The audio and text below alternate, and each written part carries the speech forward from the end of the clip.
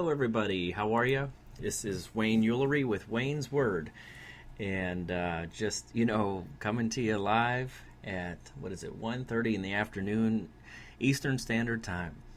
I have a pretty active Facebook today. I don't know. I've been on like a little bit of a rampage or a venting. I don't know what, but just posting a bunch of different things on my Facebook. And now just finally getting a chance to share with you today some motivation, inspiration, and transformation. And the first thing I wanted to do is start like I do every every show is start with Matthew chapter 11, verse 28. It says, "Come to me, all you who are weary and burdened, and I will give you rest." Oh, isn't that awesome? You know, it's funny because just last night I drank a product called Rest, and it really knocks you out. I mean, I haven't slept that good in so long. But you know what? The rest that they're talking about here in the Bible is a much different rest than just taking something and sleeping better throughout the night. We're talking about spiritual rest. We're talking about emotional rest, and even physical as well. But wow, Matthew 11:28, "Come to me, all you who are weary and burdened, and I will give you rest." I'm going to take a minute here and I'm going to share this to my path, Facebook, and Twitter. There we go. And we're going to move right along. Yesterday I started into a book called The Top 10 Distinctions Between Winners and Whiners by Keith Cameron Smith. I actually had the opportunity to meet Keith. And it looks like I may have to get another one of his books because it looks like my daughter had used this at one time for her teething. So the bottom right corners of all my pages are kind of bit up. But anyhow, I'm going to talk about distinction number 9 today. Yesterday we started with distinction number 10, which is winners take responsibility, whiners play the victim. Well, if you'd like to hear that, just check us out. You can find it on Spreaker.com. That's Spreaker.com. And just do a search for Wayne's Word, and you should be able to find that. Here's number 9. Winners can have what they want, and whiners want what they cannot have. So let's just take a minute. I'm going to read a little bit out of this chapter here. They're pretty short chapters, and let's see what we got here. What do you want? Are you willing to pay the price to get it? Everything has a price, and while whiners want something for nothing, winners work hard in pursuit of their passions. Sometimes hard work is part of the price we pay to get what we want. At other times, things come to us easily and without much effort, and the price we pay is humility, which is to let go and let God. There have been times in my life when I have taken my hands off the metaphorical wheel and said, "This is beyond me right now. I don't know how to make this happen yet." Lo and behold, it seems to happen automatically. Winners know when to press on and when to let go. Whiners press on until the first obstacle. Whiners press on until the first obstacle, but instead of trusting that the right outcome will happen, they let go. Winners let go and trust. Whiners let go and fear. Whiners believe that other people should provide for them. They feel that because others have more, they are entitled to some of it. This entitlement mentality is extremely destructive and leads whiners to a state of self-pity, where they live in a constant quest for sympathy and focus all their energy on how hard life is and why they can't do this or that. Winners, on the other hand, look at people who have more than them and believe, if others can do it, so can I. Then they learn what they need to do and get it done.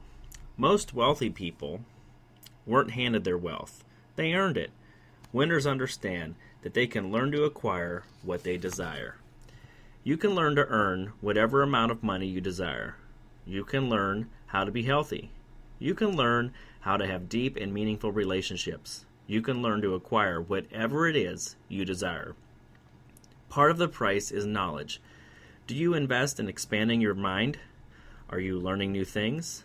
Limitations are simply due to a lack of knowledge. If you see someone winning in an area where you're losing, it's simply because they know something that you don't know, and they are choosing to apply it. You can learn whatever it is you need to know to get whatever it is that you want.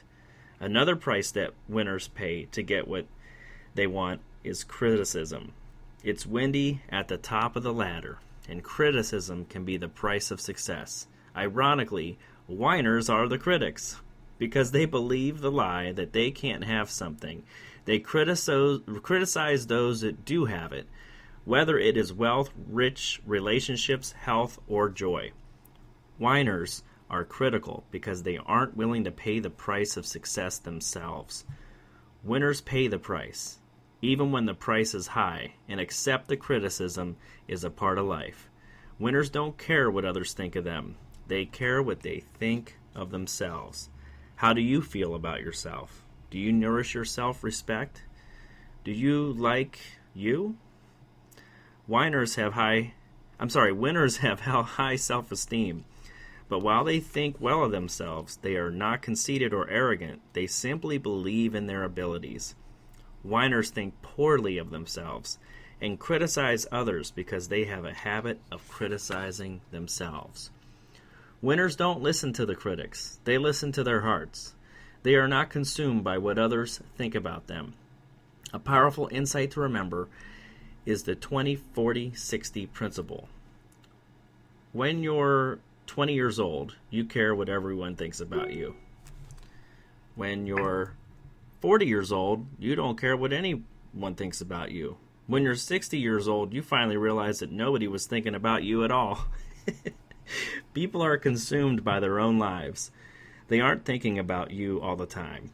Even when someone criticizes you, he isn't thinking about you 5 minutes later. If you've been worrying about what others think, I have 3 words for you. Get over it. Whiners live in a constant state of negative energy, critical of almost everything, and consumed with their own egos and the opinions of others. Winners know that it's not all about them, and they willingly pay another winner's price: service. Zig Ziglar once said, if you help enough people and help enough other people get what they want, you can have anything you want. Winners have an innate grasp of service and understand that when they serve others from the heart, it's a sign that they are doing things for the right reasons. Serving people from the head, just so you can get what you want, may work to a certain degree, but it removes the joy of service. And the joy that comes from serving from the heart is worth more than anything you could possibly desire. Service that flows from the heart is a price that's a joy and privilege to pay. Whiners can't have what they want because of ignorance, low self-esteem, and lack of service.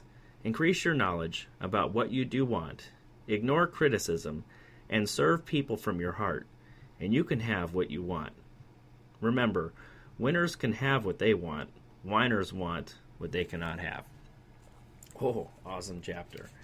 And as I was reading this, it reminded me of a few things. The Zig Ziglar quote, for one: if you help enough other people get what they want, you can have anything you want. And many years ago, would have been back in, I think 2006, maybe 2005 actually, or maybe even earlier. I'm sorry, probably like 2003. I had a mentor come out and help train me in real estate investing. His name was Wayne Morgan. If you ever happen to hear this, Wayne, I appreciate you. You helped me get on a whole different path in life, and I really appreciate you. But anyway, Wayne was my mentor, and he came out for 4 days and spent some time with me. And the one thing he said, or he asked me one day, he said, "Hey, Wayne, what business are you in?" And I said, "Well, I'm in real estate." At the time, I was working for General Motors, and I was starting this real estate business where I was, buying properties, selling them, renting them, fixing them up, whatever. And he said, "Well, no, that's not it. What's your business?" And I said, "Man, is this a trick question? Because think that's what my business is. And he said, all right, here's the deal. He said, I want you to go home tonight and think about what your business in life is. More or less, what might your mission statement be in business? I said, okay. So I went home and I thought about it. And honest to God, I didn't even know what this quote from Zig Ziglar was.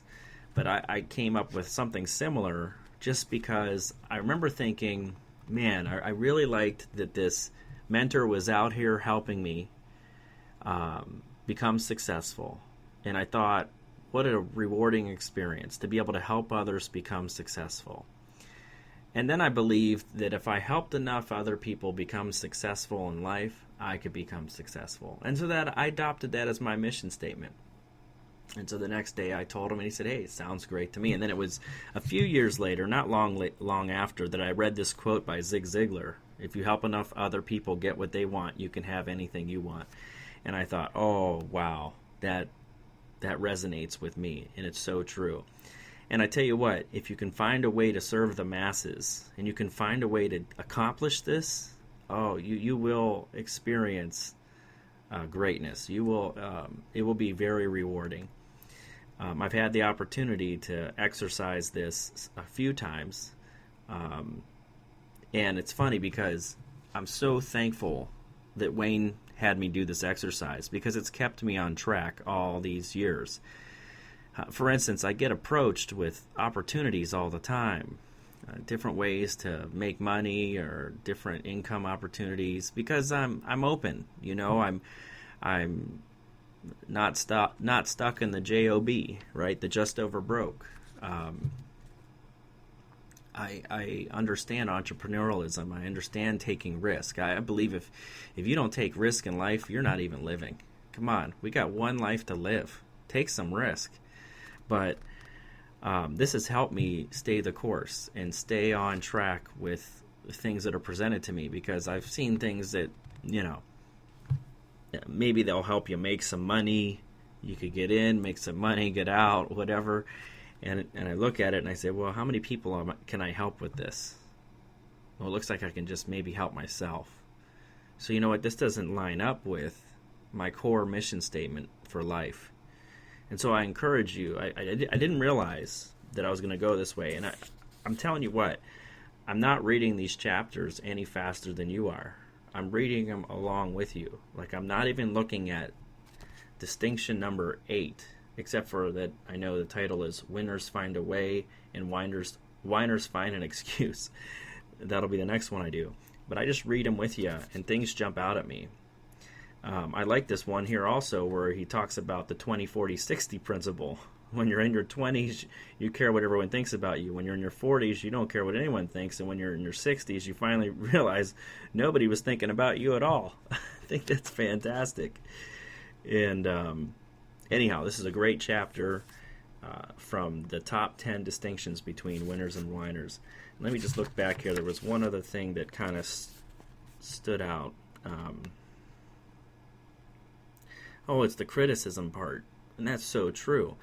I mean, I can remember, you know, when I first took the leap of faith, you know, when I first but when I first chose to become a follower of Christ in 1997, July the 25th, you know, wow, talk about criticism. I got criticism from all angles back then.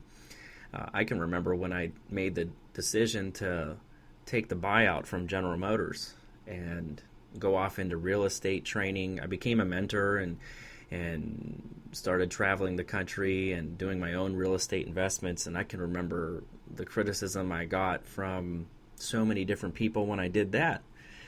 And then networking, you know, when I got into networking in 2008, again, the criticism is crazy.